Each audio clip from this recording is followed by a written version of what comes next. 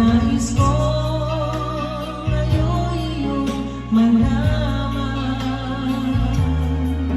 si Jesus sa'yo'y naghalaan.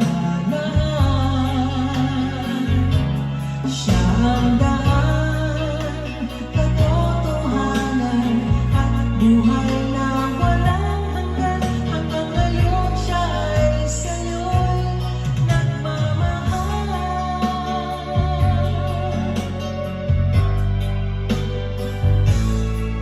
Kaya't ang puso'y kilaan ang Diyos at tiwalaan. Isipin mo siya ay sa'yo'y laging nakalaan. Di kanya pababayaan o iiwanan man. Pangako niya'y makakamtan ngayon at kailanman. At nais ko ngayon iyong malaman, si Jesus sa'yo'y naghalaan. Siya ang daan, katotohanan at buhay na walang hanggan. Hanggang ngayon siya ay sa'yo'y nagmamahal. At nais ko ngayon iyong malaman, si Jesus sa'yo'y naghalaan. Siya ang daan, katotohanan at buhay na walang hanggan. Hanggang ngayon siya ay sa'yo'y nagmamahal. Hanggang ngayon siya ay sa'yo'y nagmamahal. Hanggang ngayon siya ay sa'yo'y nagmamahal.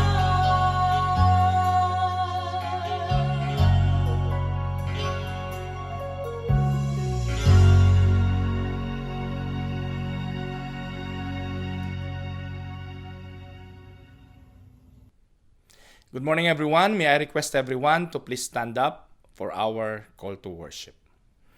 We come to you, O God, to thank you for what is good. We come to you, O God, to cry out for what is wrong. We come to you, O God, to ask for help and restoration. We come to you, O God, with aching hearts and glad souls. Let us worship God. Sabay-sabay po nating sambitin ang atin pong sinasampalatayanan. I believe in God, the Father Almighty, Creator of heaven and earth. I believe in Jesus Christ, God's only Son, our Lord, who was conceived by the Holy Spirit, born of the Virgin Mary, suffered under Pontius Pilate, was crucified, died, and was buried. He descended to the dead. On the third day he rose again. He ascended into heaven. He is seated at the right hand of the Father, and he will come to judge the living and the dead.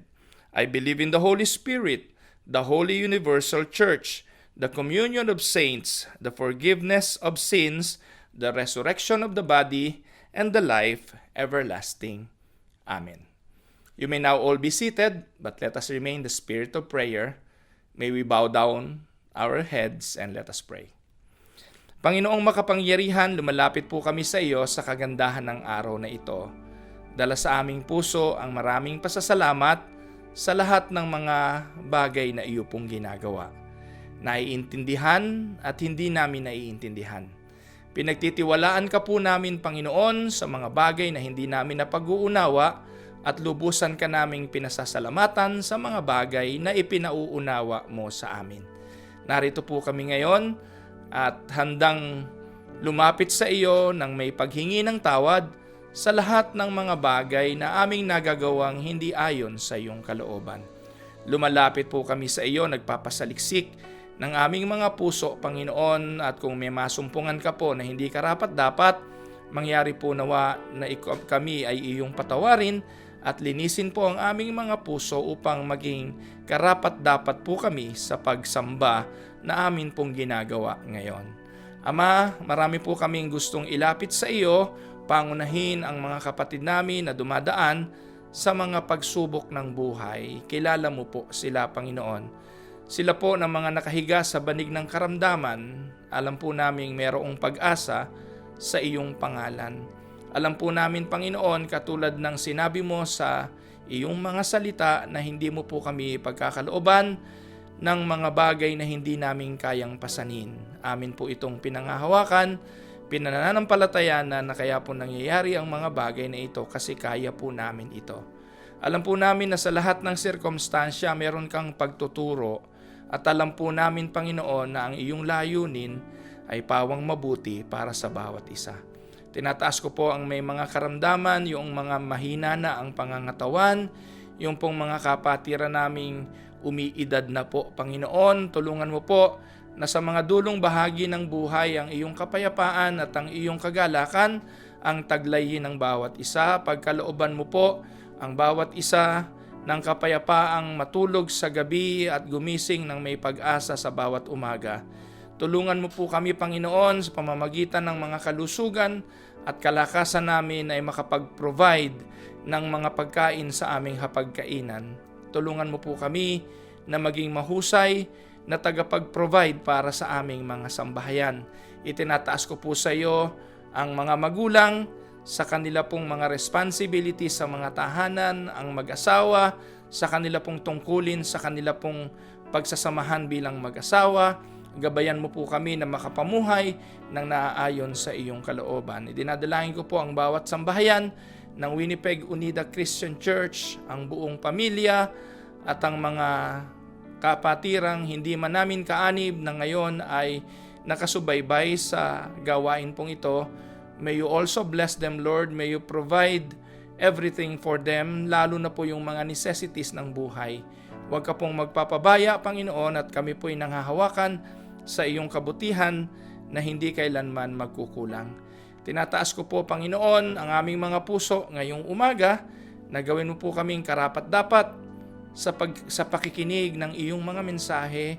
Tulungan mo po, Panginoon, na sa pamamagitan ng mensahe na ihatid ng mabuti mong lingkod sa araw na ito ay makapamuhay kaming sumusunod sa mga palatuntunang ipapahayag mo.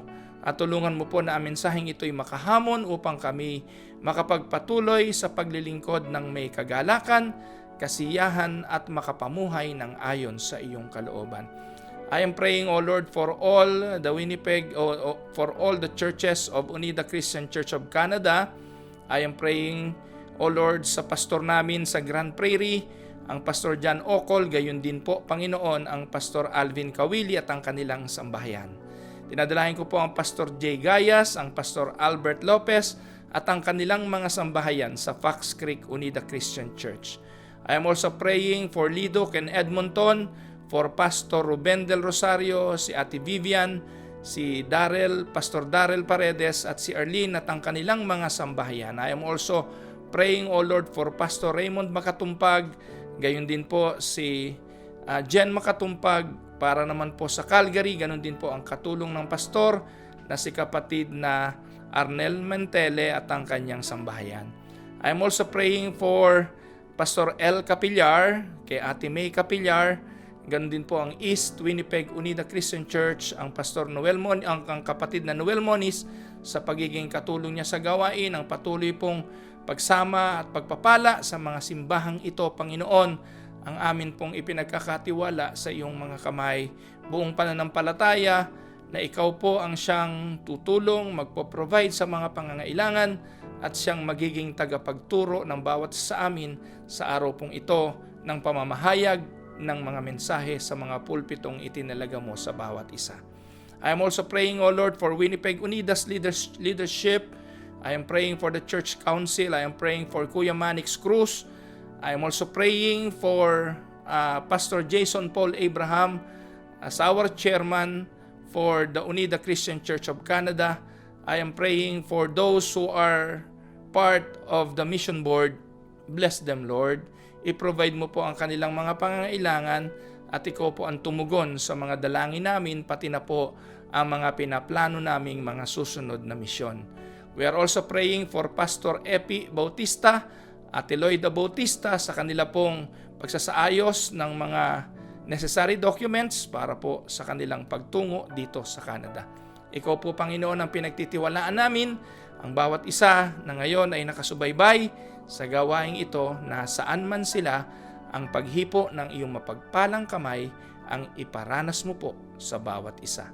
Sa iyo po ang lahat ng papuri, Ama, sa pangalan ng Panginoong Hesus, ito po ang aming dalangin. Amen and amen.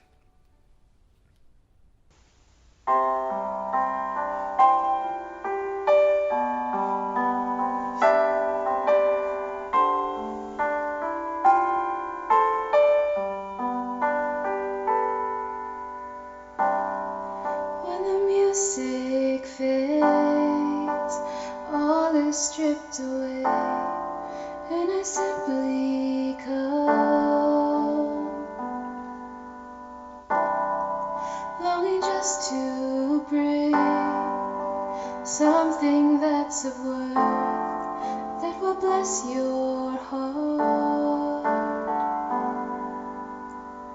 I'll bring you more than a song, for a song in itself is not what you have required. You search much deeper within, through the way things appear.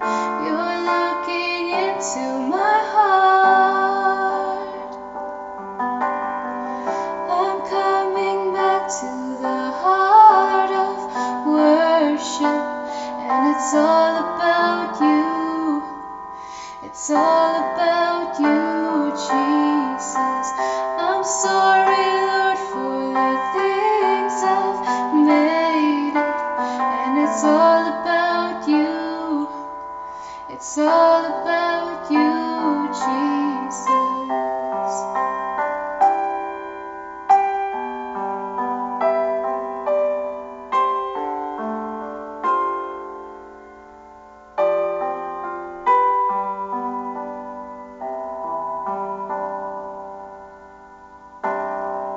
King of endless worth, no one could express how much you deserve. Though I'm weak and poor, all I have is yours, every single breath. I'll bring you more than a song, for a song in itself is not what you have required. You search much deeper within, through the way things appear. You're looking into my heart. I'm coming back to the heart of worship, and it's all about you. It's all about you, Jesus. I'm sorry, Lord, for the things I've made it, and it's all about you. It's all about you, Jesus. I'm coming back to the heart of worship, and it's all about you. It's all about you, Jesus. I'm sorry, Lord, for the things I've made it, and it's all about you. It's all about you, Jesus.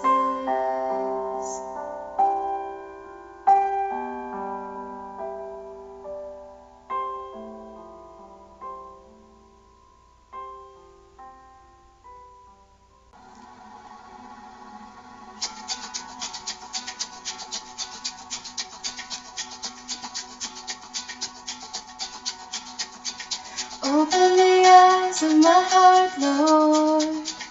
Open the eyes of my heart. I want to see you. want to see you.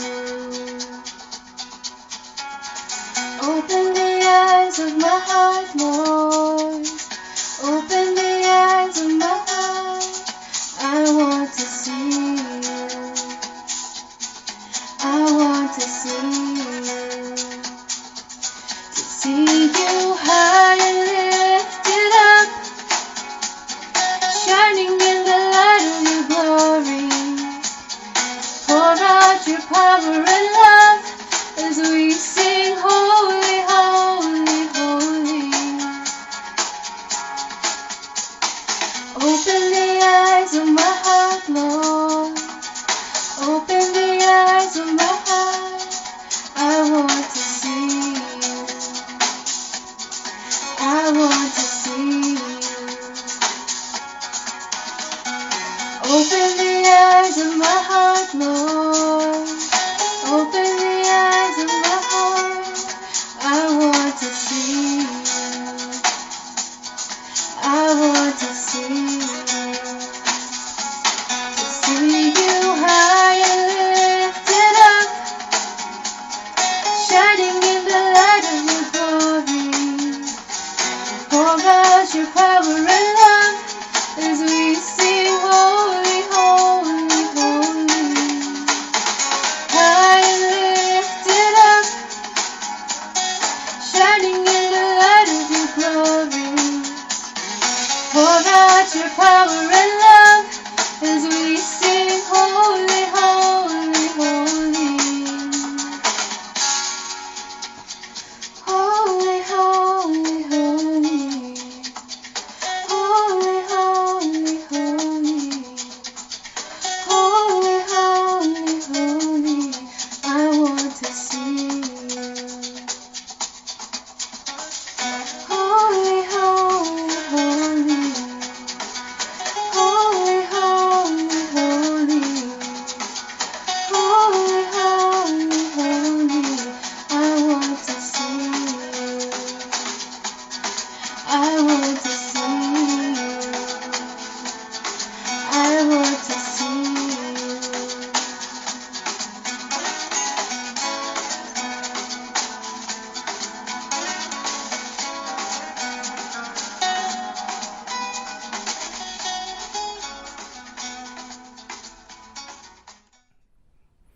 Nagpapasalamat tayo sa Panginoon sa mga papuring awit na atin pong napakinggan at patuloy ko pong inire-remind ang bawat isa na sa tuwing pong meron po tayong ganitong pagsamba, mag-join po tayo sa mga pag-awit.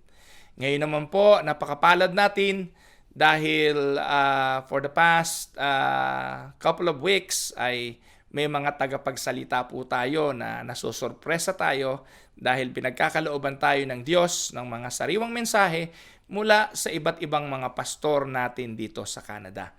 Alam ko po, marami sa inyo kilala naman ang pastor na ating tagapagsalita, pero for those of you na hindi po siya kilala, gusto ko pong sabihin sa inyo na isa po siya sa makisig talaga na manggagawa natin, maging sa Pilipinas pa lang nung nandun siya, kabilang po siya sa bumubuo ng direktoryo at naging isa sa 4 na general ng Iglesia Evangelica Unida de Cristo sa Pilipinas bago po siya dinala dito sa atin sa Canada. Mga kapatid, gusto ko pong purihin natin ang Diyos sa buhay ng tagahatid ng mensahe ng salita ng Diyos ngayong araw na ito, ang atin pong minamahal na pastor mula po sa Leduc, Alberta, ang Pastor Ruben Del Rosario.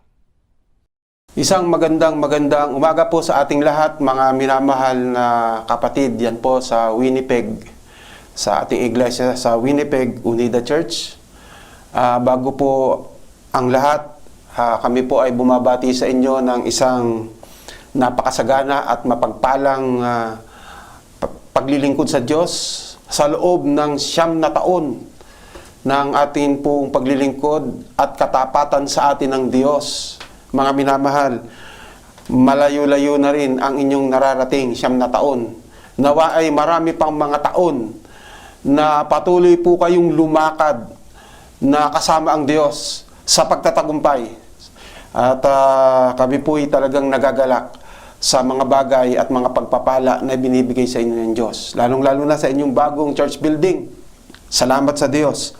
Napakabuti po ng ating Panginoon. Bago po tayo magsimula, inaanyayahan ko po ang bawat isa sa atin na tayo pong lahat ay yumuko at tayo po ay manalangin. Pagpalain mo po, O Diyos, ang iyong maliit na alipin. Pagpalain mo po ang aking mga labi, ang aking dila, ang aking puso, ang aking isipan, Panginoon, sa iyong paningin. Hayaan mo po, Panginoon, na kayo po ang siyang gumawa. Ang banal na Espiritu ang siyang kumilos. At sa lahat po, Panginoon, nang makikinig ng mensaheng ito, kayo po ang magpala. Kayo po ang gumawa. Kayo po, Panginoon, ang siyang mag-challenge, Panginoon, sa kanila. At nawa po, Panginoon, buong buo na maisuko po namin ang aming buhay sa inyo. Sa pangalan ni Jesus. Amen. Mga minamahal, ang pagpapala ng Diyos, lalong-lalo na sa ating mga iglesia, lalo na po sa iglesia ng Winnipeg, nakikita po namin na ito'y sagana. No? At naniniwala tayo na ang Diyos ang gumagawa, ang Diyos ang nagpapala. Kaya nais ko pong dalhin sa inyo ang isang tema ng mensahe na may pamagat na ang Diyos ay Diyos ng pagpapala. Ang Diyos ay Diyos ng pagpapala. Dito po sa aklat ng Ezekiel, sa kanyang kabanata 47, mga talatang 1 hanggang 12, ay ganito po ang sinasabi. Kung meron po kayong banal na kasulatan, makibukas po kayo sa akin at sabayan niyo po ako sa aking pagbasa. Ang sabi po ng banal na kasulatan, bumalik kami sa pintuan ng templo. Sa ilalim nito'y may agos ng tubig papunta sa silangan. Ang templo ay paharap sa silangan. Ang agos ay nagmumula sa gawing timog na bahagi ng templo, sa gawing timog ng altar. Lumabas kami sa pintuan sa gawing hilaga at iniligid niya ako papalabas sa pintuan sa gawing silangan. Doon ay may mahinang agos ng tubig mula sa gawing timog ng hagdanan. Nagpatuloy kami sa gawing silangan, may hawak siyang panukat. Sumukat siya ng 500 metro. Pagkatapos, lumusong kami sa tubig na hanggang bukong-bukong. Sumukat muli siya ng 500 metro at umabot ito hanggang tuhod. Sumukat siyang muli ng 500 metro at nang lumusong kami sa tubig, ito'y hanggang baywang. Sumukat uli siya ng 500, ngunit iyon ay isa ng ilog at hindi na ako makalusong. Malalim ang tubig at kailangang languyin upang tumawid. Sinabi niya sa akin, Ezekiel, anak ng tao, tandaan mo na ang lugar na ito. Naglakad kami sa pampang ng nasabing ilog. Nang ako'y pabalik na, nakita ko ang makapal na puno sa magkabilang pampang ng ilog. Sinabi niya sa akin, ang tubig na ito ay papunta sa dakong silangan, hanggang patay na dagat.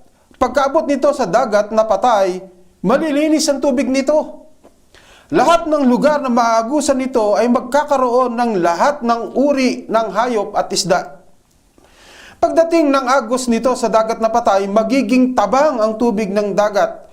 Lahat ng lugar na abutin nito ay magkakaroon ng buhay. Pupuntahan ito ng mga mangingisda. Ang En-Gedi hanggang sa En-Eglain ay magiging Mediteraneo. Ngunit ang mga latian ay mananatiling malat para makunan ng asin.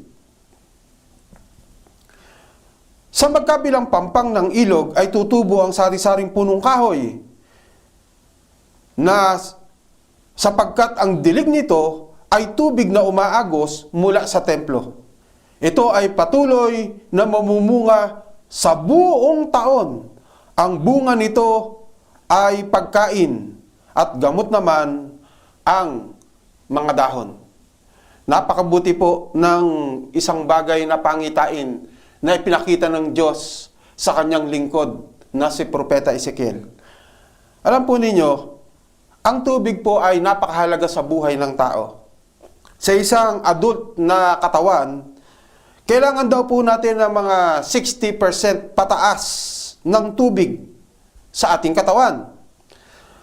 According to H. Mitchell Journal of Biological Chemistry, yun daw pong ating utak at ang ating puso ay mayroong 73% ng tubig. At yun daw ating baga ay meron naman daw pong 83% ng tubig. Yun daw ating balat o yung ating skin, ito raw po ay merong 64% of water. Yung pong ating muscle at yung pong ating mga kidney ay meron daw po yung 79%. At even daw yung ating mga buto. Yun daw ating mga buto ay watery din na merong 31%. So, ang kabuuan po ng ating buong katawan, ito po ay merong 2/3 of liquid. Kaya ang sabi po ng mga doktor, kailangan daw po tayong uminom ng at least 8 glasses of water a day. O kaya pataas pa. Kaya alam po ninyo, nung panahon na may shortage sa tubig sa Pilipinas, laging pinapaalala sa atin ng MWSS, na naging Maynilad na ngayon, ito yung kanilang laging sinasabi. Sabi nila, ang tubig ay mahalaga, huwag mag-aksaya. Dahil nga ang tubig ay buhay. No? Merong nagsasabi na pwede kang mabuhay ng may tubig kahit walang pagkain, pero hindi ka raw mabubuhay kung may pagkain ka pero wala kang tubig. Kaya napakahalaga ng tubig. Sa talata natin pong pag-aaralan, mula po sa sulat ni Propeta Ezekiel, makikita po natin yung kung saan siya po naroon. Ang sabi, siya daw po ay nasa templo. Sa ibang salin, ang sabi, siya daw po ay nasa bahay. So naniniwala po ako na ang tinutukoy po dito ay yung talagang templo. Ito po isang pangitain ni Ezekiel. Nakita po niya na dumadaloy ang tubig mula sa trono ng Diyos. Hindi po ito dumaloy ng malakas kaagad, kung hindi paunti-unti. Kaya ang sabi po ng banal na kasulatan, sumukat ang anghel ng 500 metro at yung kanyang bukong-bukong ay nabasa. O ang tubig ay dumaloy hanggang kanyang bukong-bukong. Sumukat uli ng 500, yung kanyang tuhod ay nabasa. O ang tubig ay umagos hanggang tuhod. Sumukat uli ng 500 metro at nabasa yung kanyang baywang. Hanggang sumukat uli ng 500 metro at hindi niya nakinaya yung pong agos ng tubig sapagkat kailangan na raw po siyang lumangoy. So ano po ba ang kahulugan ng pangitain ito ni Propeta Ezekiel? Para sa akin, ang pangitain ni Ezekiel ay pagpapakita ng Diyos sa kanya na ang bawat gustong sumunod sa ating Panginoon ay dapat magpasakop sa kanyang kalooban. Magpasakop sa kagustuhan ng Diyos. So ang pangitain po ni Ezekiel ay pagpapakita na kung tayo ay magiging sakop ng Diyos, tayo po ay magiging taong pinagpala at magiging taong pagpapala. Uulitin ko po yun. Kapag daw tayo ay sumunod sa ating Panginoon at tayo po ay nagpasakop sa Diyos, tayo daw po ay taong pinagpala at tayo po ay magiging pagpapala. So tingnan po natin, paano po naging pagpapala ang isang taong sumusunod sa Diyos? O paano siya magiging pagpapala? Tingnan po natin, no? Unang bagay na ipinakikita ng mga talata ay ninanais ng Diyos na tayo ay kanyang sakupin. Ninanais ng Diyos na ang lahat sa atin ay sumusunod sa kalooban ng Diyos. Kung ang tubig ay hanggang bukong-bukong lang, o kahit hanggang baywang, kaya po nating hindi madala ng agos ng tubig. Kaya pa nating labanan. Kaya hindi tumigil ang Diyos sa pagsukat. Hindi tumigil yung pong anghel sa pagsukat. Dahil ang nais ng Diyos, maranasan ni Ezekiel na siya ay dinadala ng agos ng tubig. Na makita niya na wala na siyang magagawa kung hindi ang lumangoy, kung hindi ang magpating anod sa agos ng tubig. Ang nais po ng ating Panginoon ay sakupin ang ating buhay. Kung nais po nating maging pagpapala sa lahat ng tao, kung nais po nating maging isang taong pinagpala, mga minamahal, ang nais po ng Diyos, sakupin niya ang ating buhay. Talatang 1-6. Babalik po ako sa talata. Ang sabi po diyan, bumalik kami sa pintuan ng templo. Sa ilalim nito'y may agos ng tubig papunta sa silangan. Ang templo'y paharap sa silangan. Ang agos ay nagmumula sa gawing timog na bahagi ng templo. Sa gawing timog, altar. Lumabas kami sa pintuan sa gawing hilaga at iniligid niya ako. Paglabas sa pintuan sa gawing silangan, doon ay may mahinang agos ng tubig mula sa gawing timog ng hagdanan. Nagpatuloy kami sa gawing silangan. May hawak siyang panukat. Sumukat siya ng 500 metro. Pagkatapos, lumusong kami sa tubig hanggang bukong-bukong. Sumukat muli siya ng 500 metro at umabot hanggang tuhod. Sumukat siyang muli ng 500 metro at nang lumusong kami sa tubig, ito'y hanggang baywang.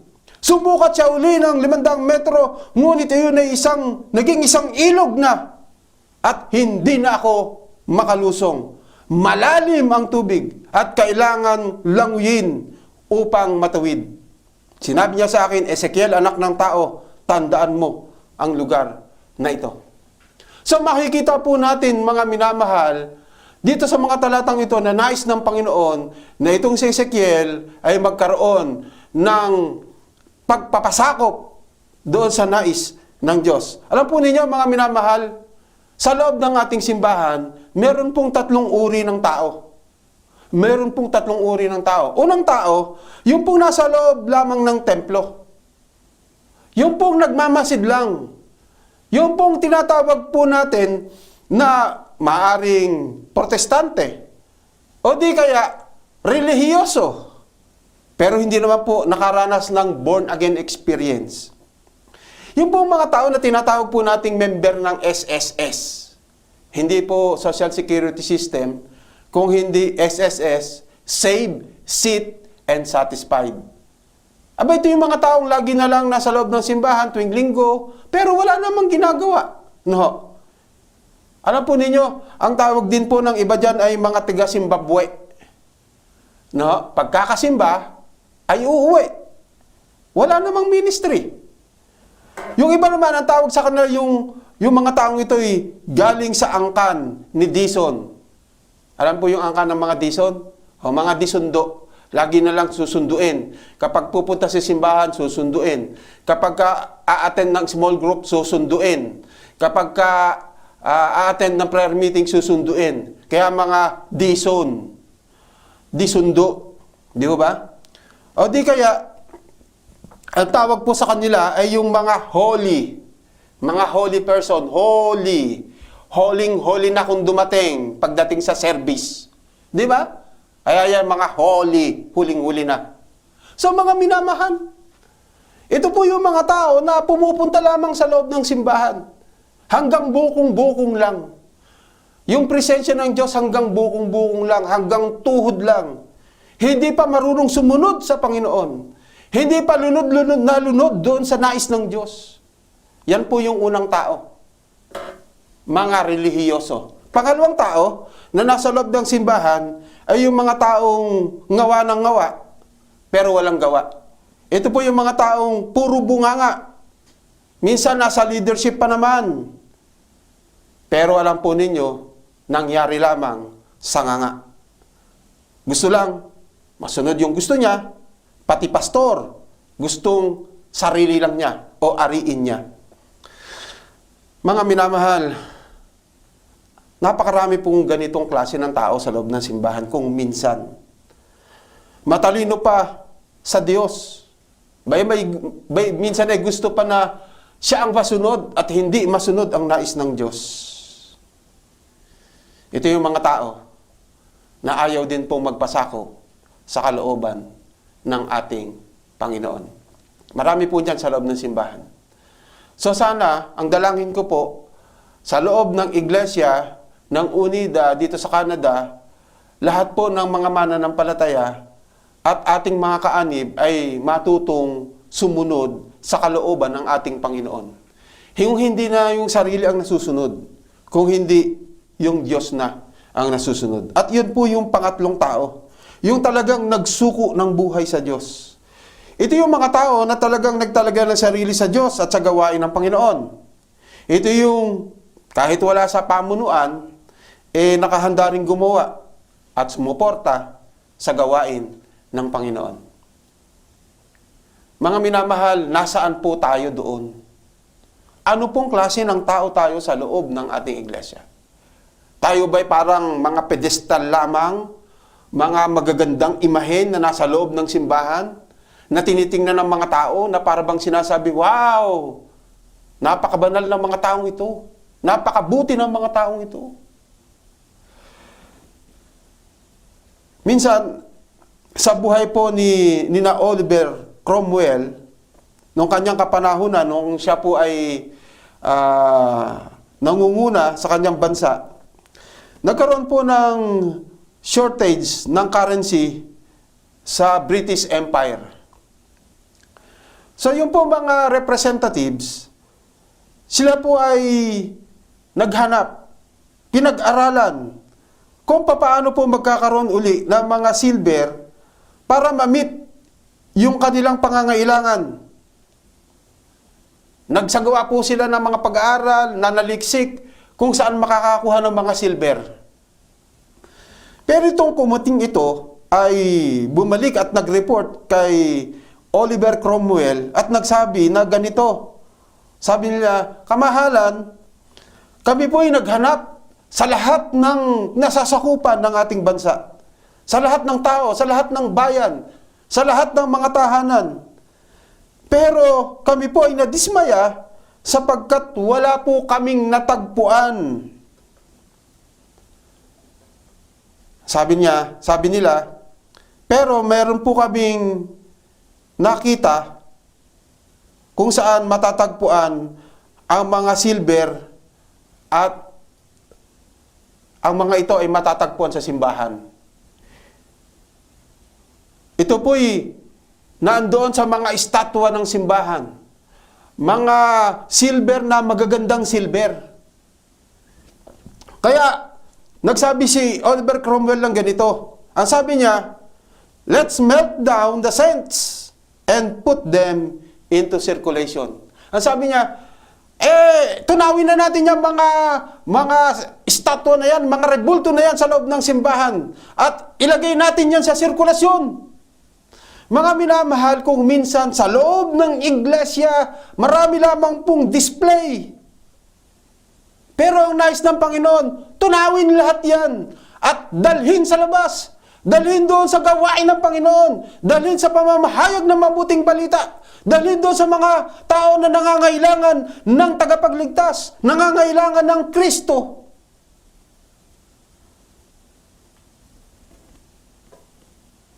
Hindi po nagpakahirap ang ating Panginoong Hesus para mamatay sa krus, para magkaroon lamang po tayo ng parang decoration ng mga tao sa loob ng simbahan.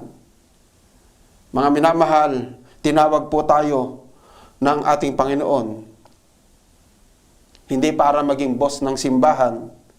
Tinawag tayo para maging anak na masunurin na gumagawa sa kanyang ubasan. Ito po ang disenyo ng Diyos.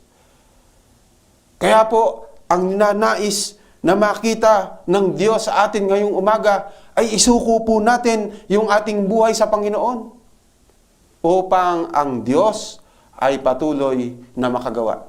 Naalala ko po yung isang bahagi ng kasulatan dito po sa aklat ng Lucas nang meron pong isang binatang mayaman na lumapit sa ating Panginoon. Ang sabi niya, Panginoon, paano ho ba ako makakatanggap ng kaligtasan? Sabi ng Panginoon, sundin mo yung utos ng Diyos. Alam mo naman. Sabi ng binatang ito na mayaman, sinunod ko na ho yan Bata pa lamang po ako. Sinusunod ko na yan. Makisig mga minamahal. Magaling. Siguro sa harapan ng mga tao ay napakabuti niya. Approve na approve sa mga Pariseo. Approve na approve sa mga Saduceo. Approve na approve sa lahat ng tao kasi sabi niya, bata pa lamang daw siya, sinusunod niya na ang 10 utos. Wow, grabe! Kaya sabi ng ating Panginoon, sige, para makita nga kung gaano ka kagrabe, edi ipagbilin mo ang iyong ari-arian. Dahil sumusunod ka sa Diyos eh. Di ba?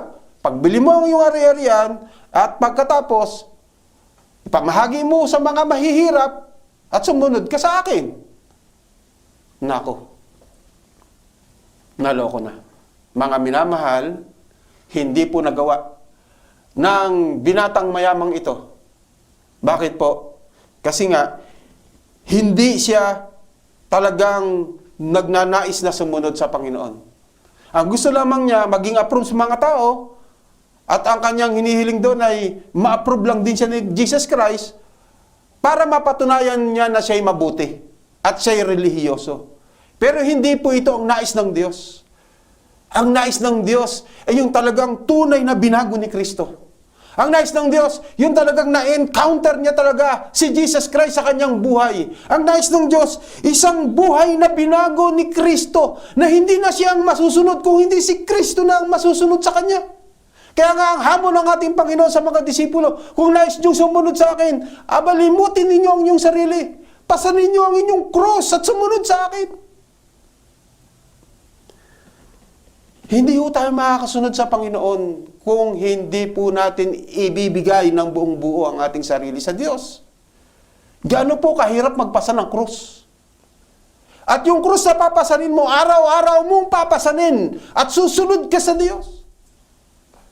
Paano natin magagawa ang lahat ng bagay na ito kung hindi po natin isusuko ang ating sarili sa harapan ng Diyos? Kaya po, ito ang nais ng Panginoon. Kung nais mong sumunod sa ating Diyos, huwag yung 10% lang. Huwag yung 20 or 30 or 50 or 90 or 95 or 99% lang. Ang gusto ng Panginoon, 100%. Ang gusto ng Diyos, ikaw. Ikaw mismo. Gagamitin ka ng Panginoon kung ibibigay natin, kung isusuko natin, kung tayo po ay patuloy na magpapasakop sa paggawa ng Diyos, sa pamamagitan ng paggawa ng banal na Espiritu. So mga minamahal, ang nais ng Diyos, sakupin niya tayo.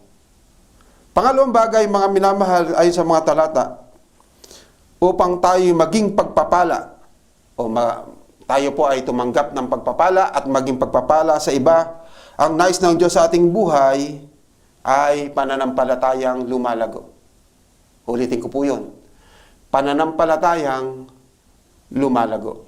Talatang 7 hanggang 9. Sabi po ng salita ng Diyos, nang ako'y pabalik na, nakita ko ang makapal na puno sa magkabilang pangpang ng ilog. Sinabi niya sa akin, ang tubig na ito ay papunta sa dakong silangan hanggang dagat na patay. Pag-abot nito sa dagat na patay, malinis ang tubig nito. Lahat ng lugar na maagusan nito ay magkakaroon ng lahat ng uri ng hayop at isda. Pagdating ng agos nito sa dagat na patay, magiging tabang ang tubig dagat. Lahat ng lugar na abutin nito ay magkakaroon ng buhay. Mga minamahal, ang nais ng Panginoon ay lumalago. Magpasakop. At pagkatapos sa sakupin ng Panginoon, makakakita tayo ng mga bagay na paggawa ng Diyos at lalo tayong tatatag sa ating pananampalataya, lalo nating susundin ang ating Panginoon dahil lalo nating nakikilala ang Diyos, nakikilala natin ang paggawa ng Diyos, nakikilala natin ang mga pangako ng Diyos, nakikilala natin ng buong buo ang ating Diyos. Kaya po lumalago tayo sa pananampalataya.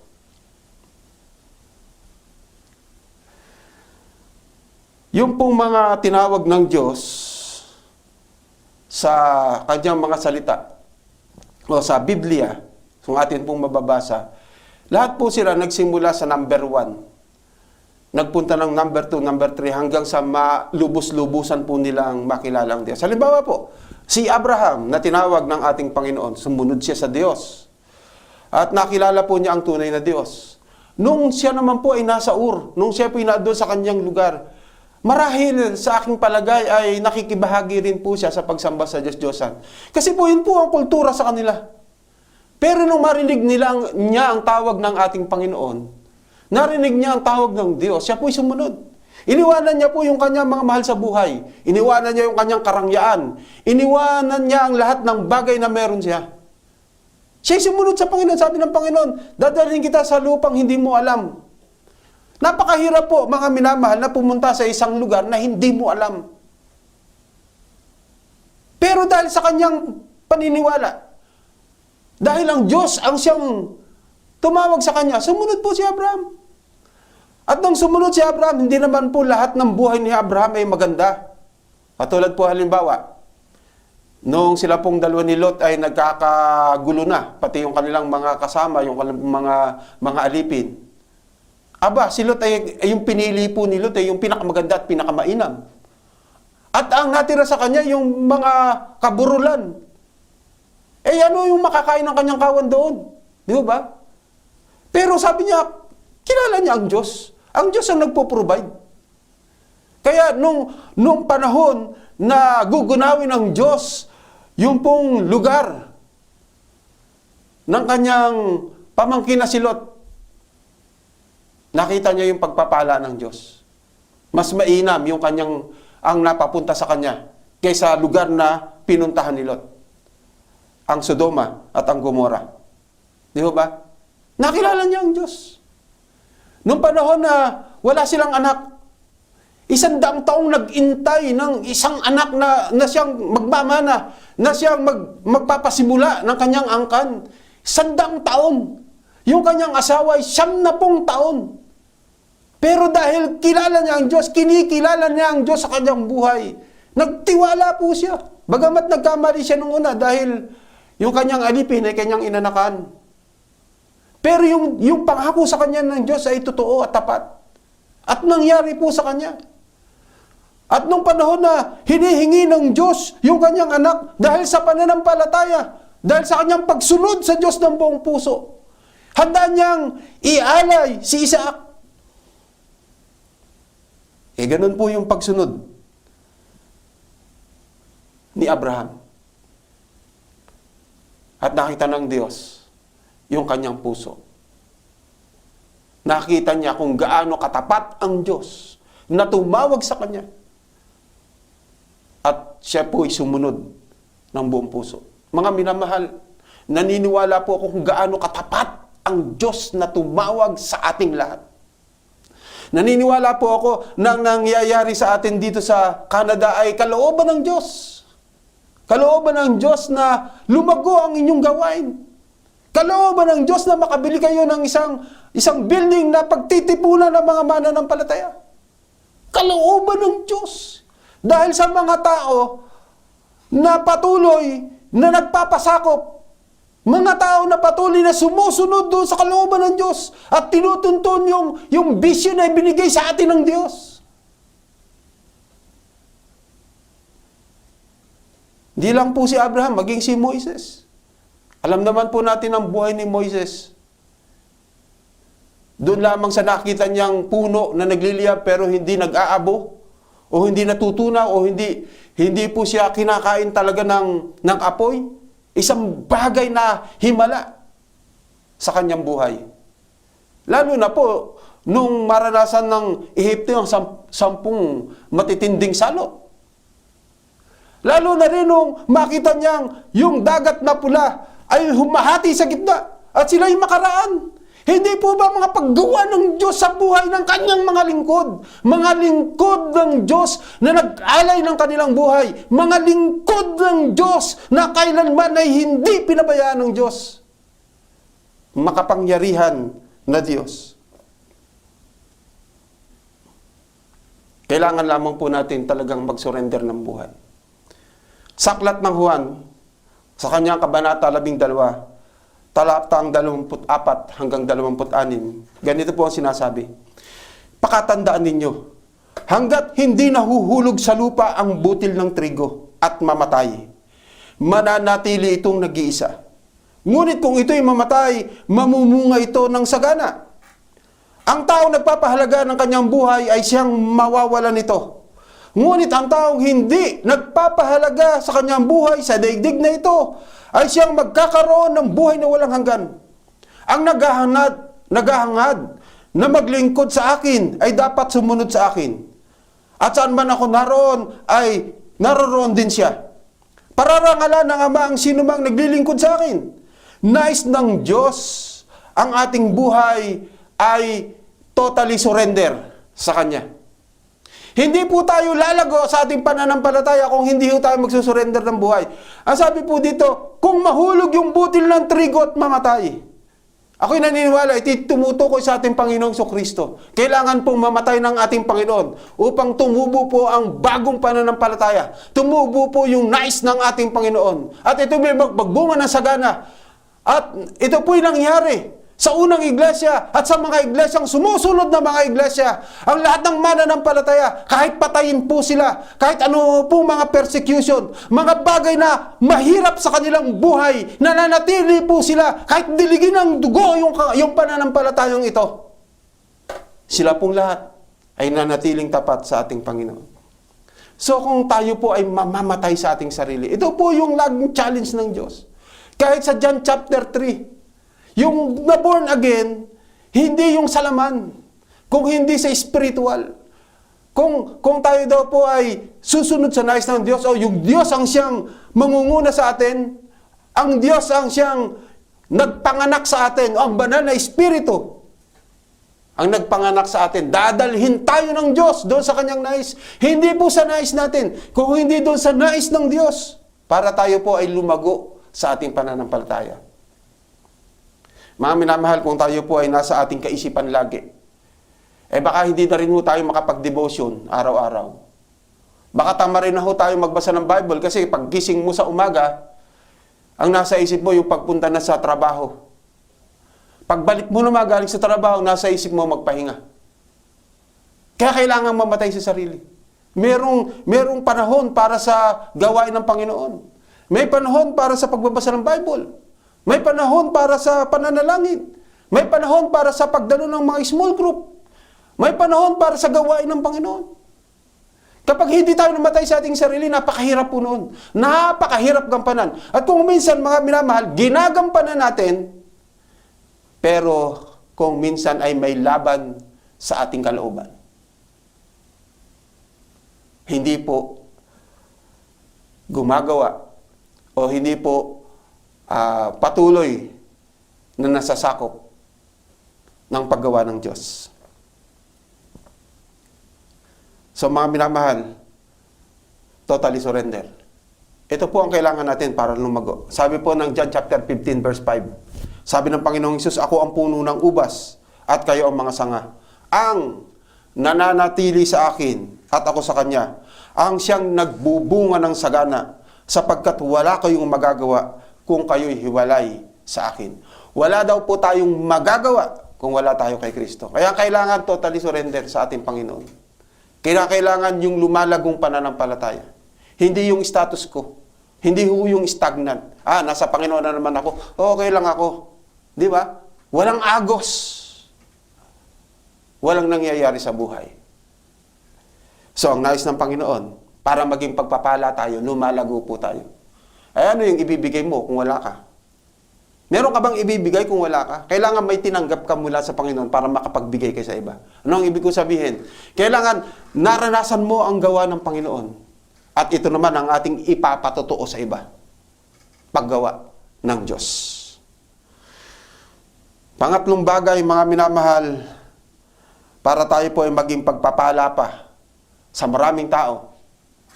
Mga minamahal, pangatlong bagay, tayo po ay magiging pagpapala dahil tayo po ay pinagpala. Dapat alam mong pinagpala ka. Hindi ka magiging pagpapala kung hindi ka pinagpala.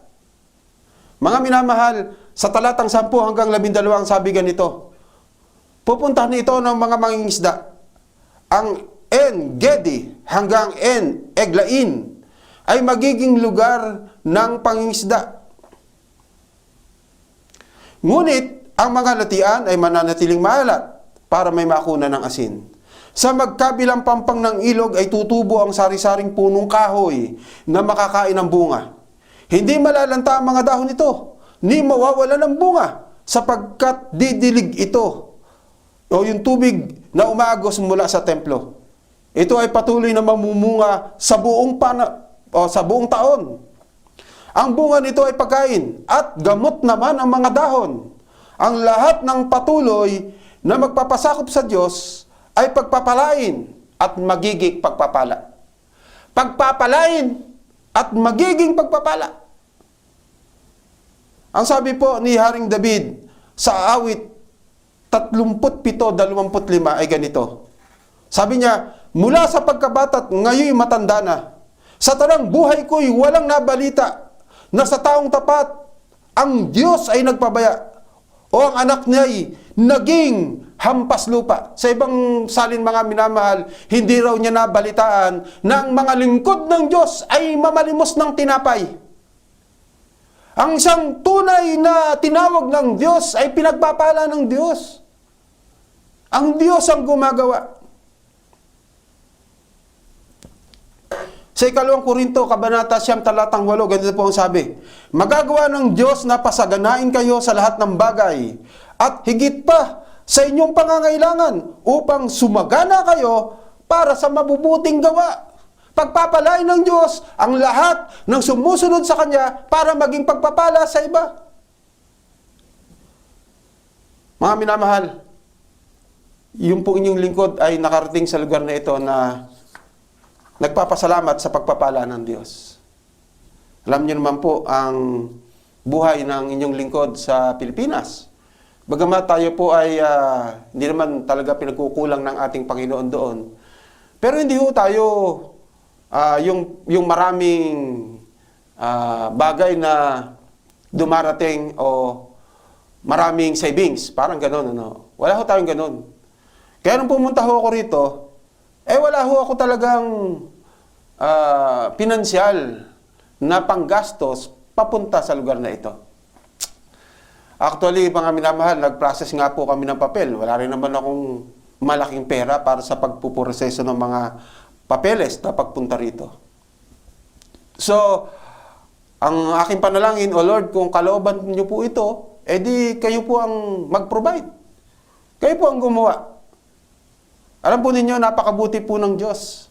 Nakarating po ako rito na ang aking ginastos ay talagang kaloob sa akin na mga taong ginamit ng ating Panginoon. Ginamit po ng Diyos yung aking isang pamangkin na narito, nagbigay sa akin ng airfare. Ginamit ng Diyos yung mga kasamahan natin sa Pilipinas, mga kasamahang manggagawa, para maiproseso yung aking mga papeles. Maraming ginamit ang ating Panginoon.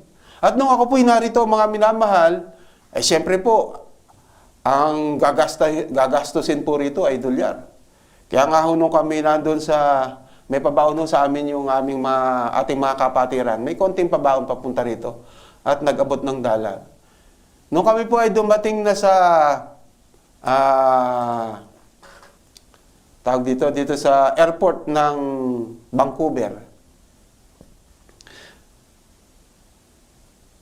hindi pala po, ang unang baba pala namin hindi pala sa Vancouver, sa Narita, then Narita to Calgary pala po kami. Nung kami nandun po sa Calgary, medyo nagutom na ho kami. Dahil konti lang naman ho ang pagkain sa aeroplano. Pagdating ho namin ng airport, nagutom kami. Kaming tatlong mga pastor ho titingin-tingin sa presyo ng nandun sa mga, kung ano po yung mabibili. Naku po, hindi po kami makabili. Pero kami gutom na. Sabi ko, hamburger, $7?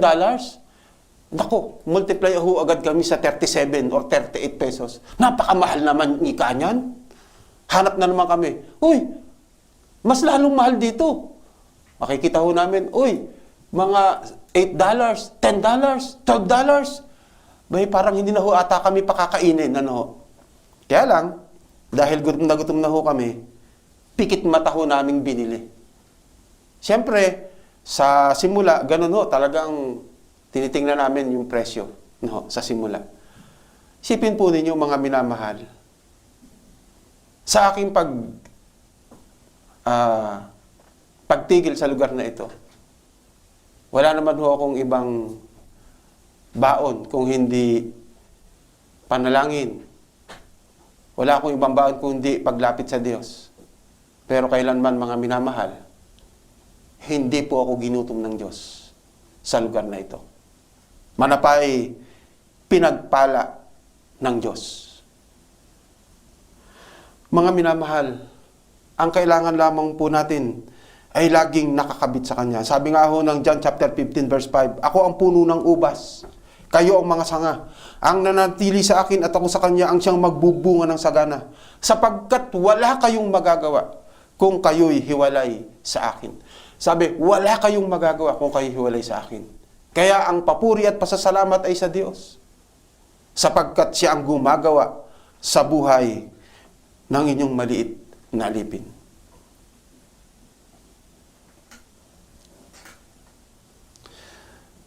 Kapag sumunod tayo sa Diyos, nagiging pagpapala po tayo sa iba. Ikalawang Korinto, Kabanata 9, talatang 8, magagawa ng Diyos na pasaganain kayo sa lahat ng bagay at higit pa sa inyong mga pangangailangan upang sumagana kayo sa mabubuting gawa.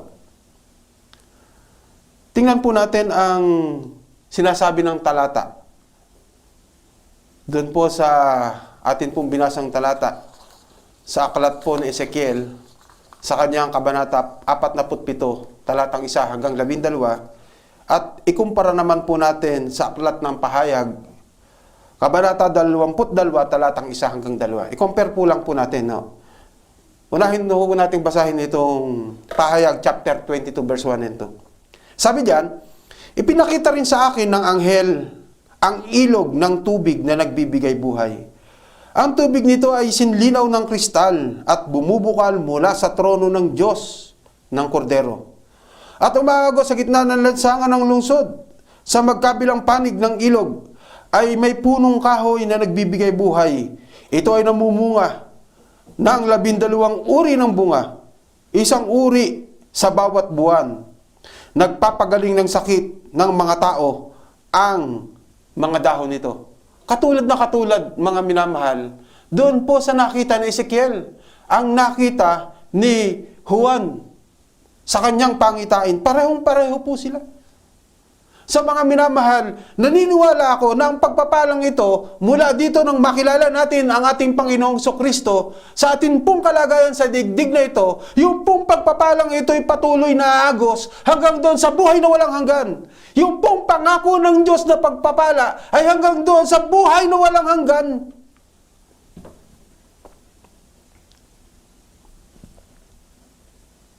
Alam po ninyo, mga minamahal, nalulungkot po ako kung minsan. Kapag pinag-uusapan po yung pagpapala ng Diyos, kung minsan may mga tao o mga mananampalataya pa paminsan-minsan na para bagang yung pagpapala ng Diyos ay napakasimpleng usapin na lang sa pananampalataya natin. Parang hindi na-excite. Halimbawa, pag sinabi natin meron kang buhay na walang hanggan sa piling ng Panginoon, parang hindi na-excite. Parang, oh, it's okay. May buhay pala na walang hanggan. Okay lang. Parang gano'n, ano. Pero pagka yan po ay binigyan nyo halimbawa ng regalo.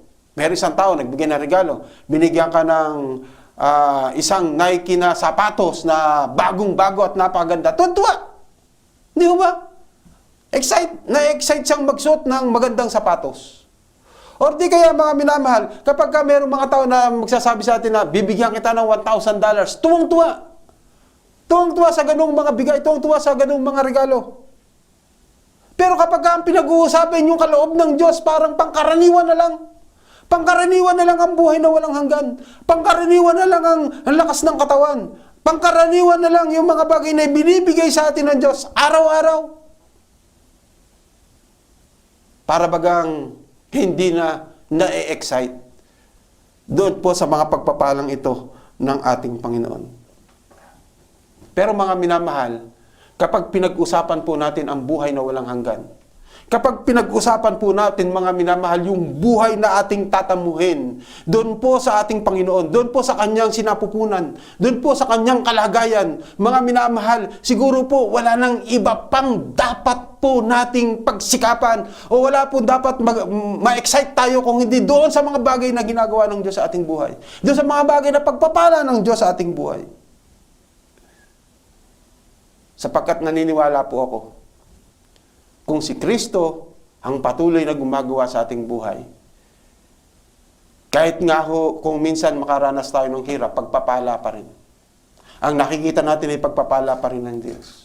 Kung minsan merong may karamdaman, kung minsan ang nakikita natin ay pagpapala pa rin ng Diyos. Kaya ang sabi po ni Apostol Pablo, kay mabuhay man daw siya, kay mamatay daw siya, kay Kristo siya. Dahil ang nakikita niya ay ang pagpapala ng Diyos.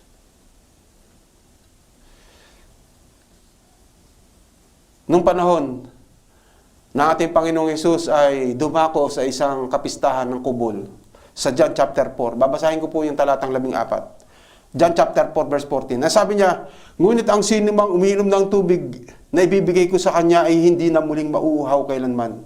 Ang tubig na ibibigay ko ay magiging bati sa kaloob niya at patuloy na bubukal at magbibigay sa kanya ng buhay na walang hanggan. Ito po yung pangyayari doon sa babaeng Samaritana, I think. At meron din pong pangyayari doon sa aklat din ng Juan na siya po ay pumunta sa pista ng kubol. At ang sinabi niya, ako ang tubig na nagbibigay buhay. At dito sa John chapter 4, sinabi naman niya doon sa babaeng Samaritana na siya rin po ang tubig na nagbibigay buhay. So mga minamahal, mga magulang at mga kapatid, malinaw na ang pangitain ni Ezekiel. Malinaw na ang pangitain ni Juan. Na nakita nila yung tubig na nagbibigay buhay. Mga minamahal, walang iba ito kung hindi ang ating Panginoong Hesukristo. Na nagnanais na sumakop sa ating buhay. At tayo ay gamitin niya sa ikalalago ng kanyang kaharian. Sa ikalalago ng mga taong nangangailangan, ng mga taong nagnanais na gamitin ng Diyos, nasakop ng ating Panginoon. Magwawakas po ako sa isang kwento. Patungkol po ito sa isang taxi driver at sa isang pastor. Meron daw pong taxi driver at pastor na sabay namatay. And then, nung sila po ay nasa pintuan na ng langit, nandun po si San Pedro. Kaya tinanong po sila ni San Pedro habang lahat po ng kaluluwa ay nandoon, nakapila. At nauna po yung taxi driver. Kasunod po ng taxi driver yung pastor. Ang tanong po ni San Pedro sa taxi driver, ano ba yung mga ginawa mo sa lupa? Ang sabi ng taxi driver, ako po nagmamaneho lamang po ng taxi. Ang ibinubuhay ko lamang po sa aking pamilya ay yung pang-araw-araw na pagkita ko sa aking pagpasada ng taxi. At nang tiningnan yung kanyang buhay, ang sabi ni Pedro, ay napakabuti. Napakabuti ng ginawa mo. Kaya binigyan siya ng tungkod na ginto. Binigyan din siya ng balabal na puting lino. At ang sabi ni Pedro, pumasok ka sa kaharian ng Diyos. Ay sabi ng pastor, wow, isang taxi driver, matindi yung binigay sa kanya, di lalo na ako, pastor ako. So, tiningnan po yung kanyang record din. Tinanong siya ni San Pedro. Ang sabi ni San Pedro, ano ba ang ginawa mo sa mundo nung ikay nabubuhay pa? Kaya sabi niya, mahal na San Pedro, ako po ay naging pastor sa loob ng 30 taon. At hindi po ako umalis sa aking pagpapastor. At talagang pinagbutihan ko yung aking pagpapastor. Kaya sabi niya, sige, titingnan ko yung iyong buhay at nakita yung kanyang buhay. Ang sabi niya, eto, tanggapin mo ang tungkod na kahoy at magtiyaga ka na sa balabal na kulay dilaw. Sabi niya, bakit ganon? Mahal na San Pedro, yung taxi driver, Ginto ang baston niya. Pagkatapos puting lino ang kanyang suot. Bakit ang akin, yung baston ko, kahoy? Yung balabal ko, kulay dilaw. Bakit ganon? Sabi niya, magkaiba kasi kayo. Ang biyaya ng langit, ang regalo ng langit ay depende sa inyong ginawa. Yung taxi driver, kaya maganda yung kanyang nakuha, yung kanyang pagmamaneho kasi ay parang pinalong ahas. Napakabilis! Alam mo kung bakit? Kaya ganoon ang kanyang tinanggap, yung lahat ng kanyang sakay sa loob ng kanyang taxi, gising. Nagdadasal ng kaligtasan. Kaya kung dahil sa kanyang pagmamaneho na talagang napakabilis, lahat ng tao ay nagdadasal at nakatingin sa kalangitan. Samantalang ikaw, nasa loob ka nga ng simbahan, pagka nagpipreach ka, lahat ng miyembro mo natutulog. Kaya ganyan lang ang binigay sa iyo. Mga minamahal, ano po yung ating ginagawa? Mga minamahal, ano po ang pinapakita sa atin ng Diyos? Sa ating pakikipagrelasyon sa Kanya, tayo pong lahat, mga minamahal, kayo po ba? Tayong lahat. Nakita ba natin na nang nais ng Diyos ay yung ating buhay ay lubos na sakop ng ating Panginoon? Nang nais ng Diyos ay lumalagong pananampalataya? At ang nais ng Diyos ay maging pagpapala ka sa iba. Mga minamahal, darating ang panahon na harap tayong lahat sa hukuman ng Panginoon. Hukuman tayo ng ating Panginoong Hesus. Ang tanong, ano ba ang ating ginagawa? Ano ang nagawa natin para sa kaharian ng Diyos? Ang lahat ng tao na tunay na tumanggap kay Kristo, lumalago at ginagamit ng Panginoon sa kanyang ubasan. Kung gusto mong maging pinagpalang buhay at maging pagpapala, sumunod tayo. Magpasakop tayo. Gawin natin ang kalooban ng Diyos. Tayo po ay manalangin. Dakilang Ama, Diyos na makapangyarihan sa lahat. Nagpupuri po kami at nagpapasalamat sa inyo. Dahil kayo po ay Diyos na napakabuti. Di man po kami karapat-dapat, Panginoon. Kami po ay makasalanan. Pero tinawag mo po kami, Panginoon, sa iyong ministeryo. Nilinis ng iyong banal na dugo. Paggawa po ninyo, O Diyos. Sa amin pong pagsunod, Panginoon, paggawa nyo rin po ang aming nakikita. Paggawa nyo pa rin, Panginoon, ang aming namamasdan, Panginoon, sa aming mga buhay. At lagi naming masasabi, Panginoon, hindi ako ito, kung hindi gawa ito ng aming Diyos. Kung kami man, Panginoon, ay gagamitin mo sa gawain at magiging mabunga ang gawain, Panginoon, na amin pong pinangungunahan, dakilang Ama, kayo pa rin po ang gumagawa. Kayo pa rin po ang nagpapakita, Panginoon, ng mga luntian, Panginoon. Kayo pa rin po ang gumagawa doon sa mga may karamdaman. Kayo pa rin po ang gumagawa, Panginoon, doon sa mga nangangailangan. Doon na nasa kadiliman, Panginoon. Dakilang Diyos, gagamitin mo lamang po kami. Ang nais mo lamang, Panginoon, maisuko namin ang aming buhay sa inyo. Pagpalain mo po, Panginoon, ang lahat ng iyong mga anak. Pagpalain mo po ang iyong iglesia sa kabuuan ng Unida dito po sa buong Canada. Sa pangalan ni Jesus. Amen. Amen. Maraming salamat po. Pagpalain po tayong lahat ng ating Panginoon. God bless you.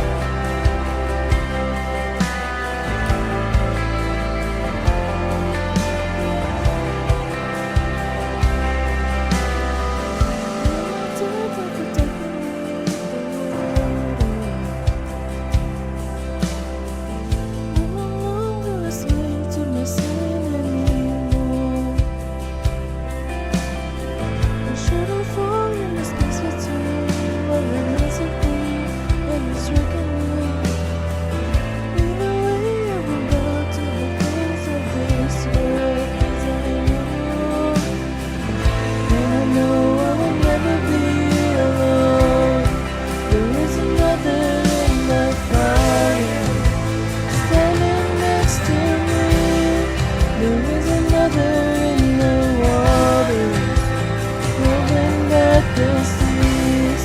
And should I ever need reminding, the power set me free. There is a grave that holds nobody, now the power is in me. There is another in the fire. Oh, there is another in the fire. Oh, there is another in the fire. Oh, there is another in the fire.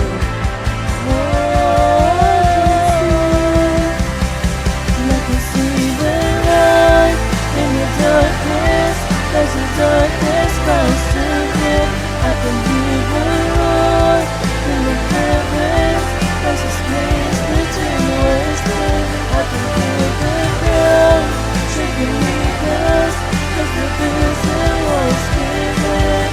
Nothing stands between us. Nothing stands between us.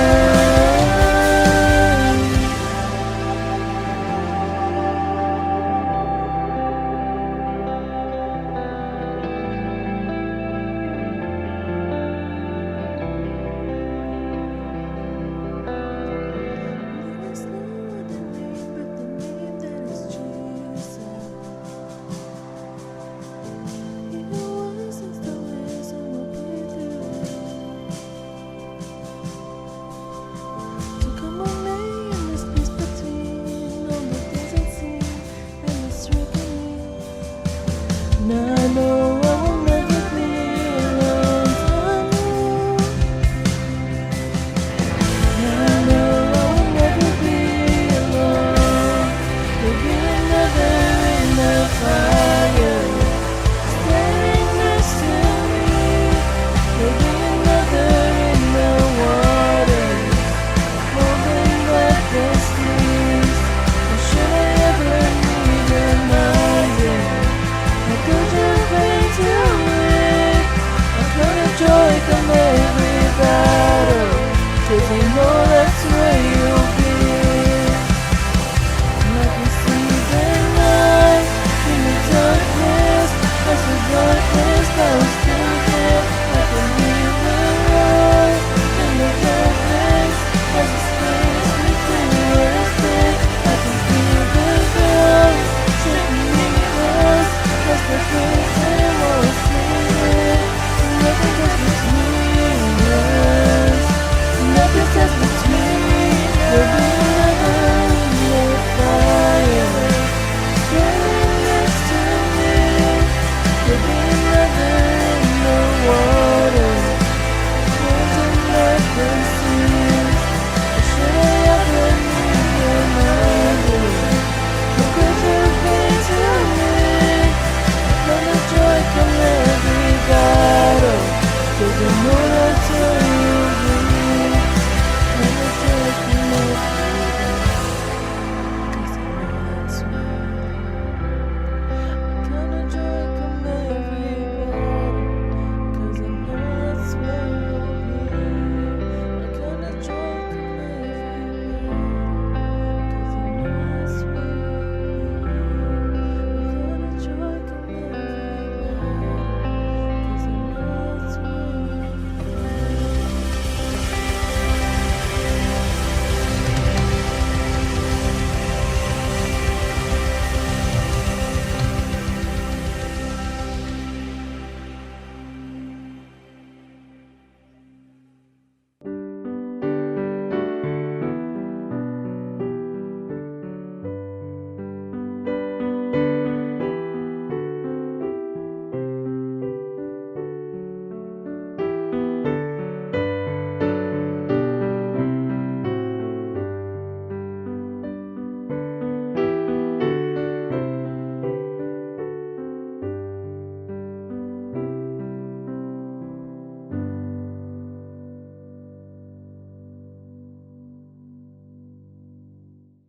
Inaanihan ko pong tayong lahat ay tumayo at tayo po ay manalangin. Ama naming Diyos na makapangyarihan sa lahat, pinupuri at pinasasalamatan ka namin sa mensahe ng iyong mga salita. Thank you, Lord, sa paggamit mo sa buhay ng aming Pastor Ruben, hindi lamang po sa dako ng Lidok at Edmonton, kung hindi maging sa pagmiministeryo niya sa buhay ng bawat isa sa amin sa araw na ito. Ako po'y dumadalangin na ibalik mo sa kanya ang ibayong pagpapala, pagsubaybay sa kanyang mga anak na naiwanan sa Pilipinas, ang patuloy na pagpo-provide mo, Panginoon, sa kanilang pangangailangan, ang mga pangarap nila para sa isa't isa, ang pag-iingat mo maging kay Ate Vivian at sa pagtatrabaho nito. Umaasa po ako na ang lahat ng bagay na mga idinadaing nila ay iyo pong pakikinggan at ipagkakaloob. Ganon din, Panginoon, we would like to honor you for the message. Nawa po hindi lang ito maging kaaliwan sa puso ng bawat isa sa amin, bagkos maging hamon para itulak kami sa pagbabago at sa paglago sa pananampalataya.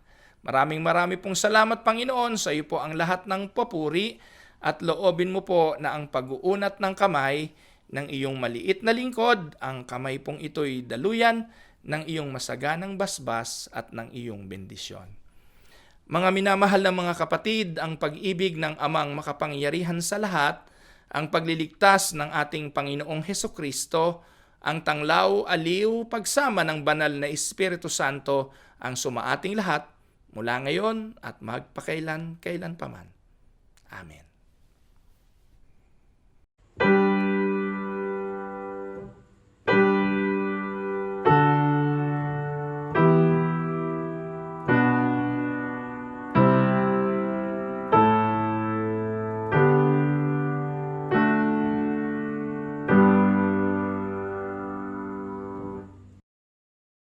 Magandang araw pong muli, mga kapatid.